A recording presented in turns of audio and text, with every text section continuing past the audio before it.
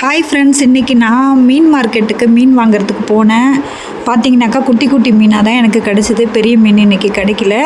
So என் ஹப்பிக்கு குட்டி மீன்னா ரொம்ப பிடிக்கும். சரின்னு சொல்லிட்டு வாங்கிட்டு வந்தேன், குழம்பு வைக்கலாம் அப்படின்னு சொல்லிட்டு. ஆனால் வாங்குகிற இடத்துல அறிகிற அம்மா வரல. ஸோ என்ன பண்ணலான்னு யோசிச்சுட்டு வாங்கி முடிச்சிட்டேன். சரி நம்மளே கட் பண்ணலாம் அப்படின்னு சொல்லிட்டு நான் ட்ரை பண்ணினேன். ஆனால் எனக்கு மீன் அறிய தெரியாது. ஸோ இருந்தாலும் சிசர் வச்சு எப்படி கட் பண்ணலாம்னு சொல்லிட்டு நான் ட்ரை பண்ணேன். அதை உங்களுக்கு இப்போ வீடியோவாக நான் ஷேர் பண்ணியிருக்கிறேன். பார்த்துட்டு நீங்களும் ட்ரை பண்ணுங்கள். வாங்க எப்படி கட் பண்ணுறதுன்னு பார்க்கலாம். ஈஸியாக மீன் கட் பண்ணி ஆயிறது எப்படின்னு பார்க்கலாம் வாங்க. ரொம்ப கஷ்டப்பட்டு ஆஞ்சேன். உண்மையாகவே இந்த ஒர்க் எனக்கு தெரியாது. ஸோ நான் ட்ரை பண்ணேன். எனக்கு கிட்டத்தட்ட ஒரு 1/2 hour ஆச்சு இந்த மீன் கட் பண்ணி க்ளீன் பண்ணுறதுக்கு. ஸோ நான் பட்ட கஷ்டத்தை உங்ககிட்ட ஷேர் பண்ணுறேன் ஃப்ரெண்ட்ஸ். பார்த்துட்டு நீங்களும் முடிஞ்சால் இந்த மாதிரி ட்ரை பண்ணுங்கள். ரொம்பவே ஈஸியாக இருக்கும் உங்களுக்குன்னு நினைக்கிறேன். ஐ திங்க்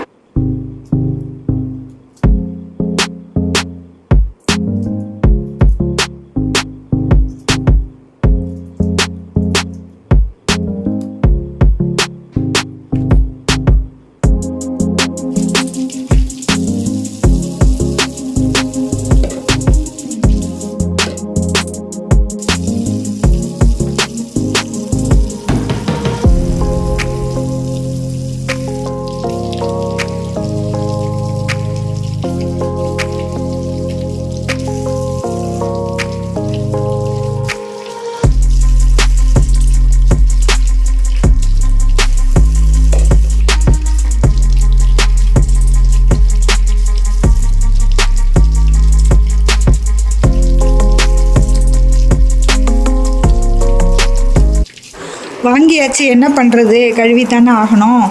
ஸோ ஆனால் இந்த மீன் வறுக்கிறதுக்கு குழம்பு வைக்கிறதுக்கு ரெண்டுத்துக்குமே நல்லா இருக்குன்னு சொன்னாங்க. ஏன்னா ராம்பாறை இந்த மீன் பேர். ஸோ நம்ம தான் செஞ்சு ஆகணும் அப்படின்ற ஒரு கட்டாயத்தில் இந்த மீனை ஒரு வழியாக நான் க்ளீன் பண்ணிக்கிட்டே இருந்தேன். அப்போ பார்த்திங்கன்னா திடீர்னு அதில் இருக்கிற முள் என் கையில் குத்திடுச்சு.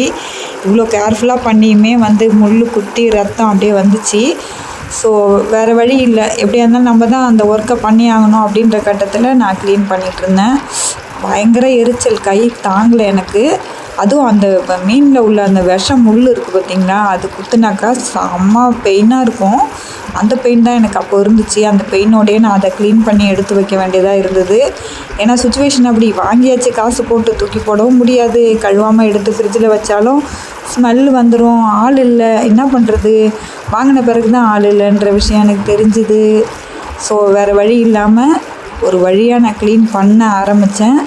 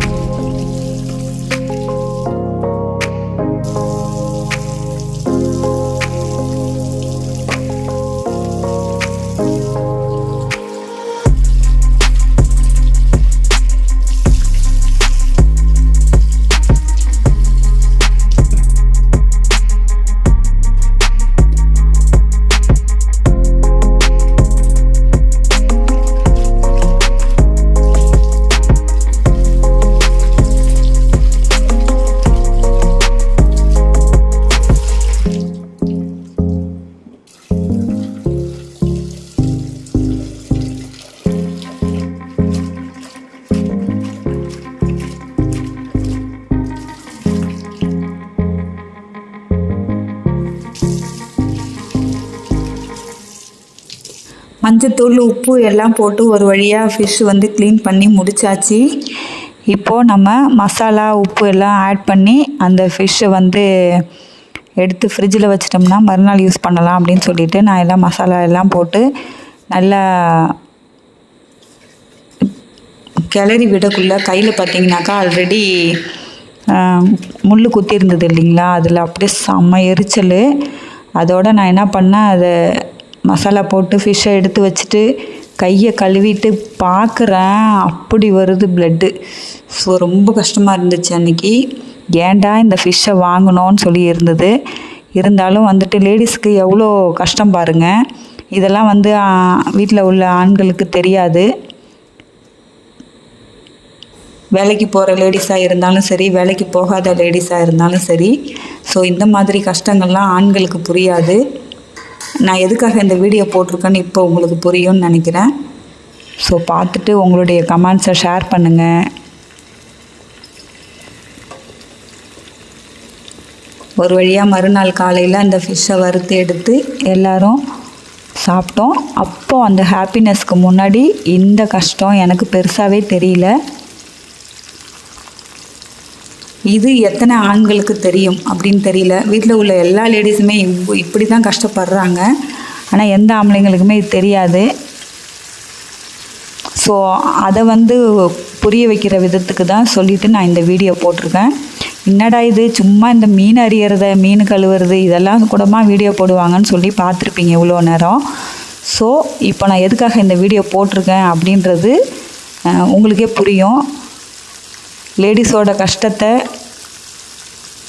எடுத்து எவ்வளோ தான் சொன்னாலும் புரியாது. ஸோ இப்போ எல்லாம் மீடியாவில் இருக்கிறதுனால நிறைய பேர் வந்து இந்த மாதிரி வீடியோக்கள் பார்ப்பாங்க.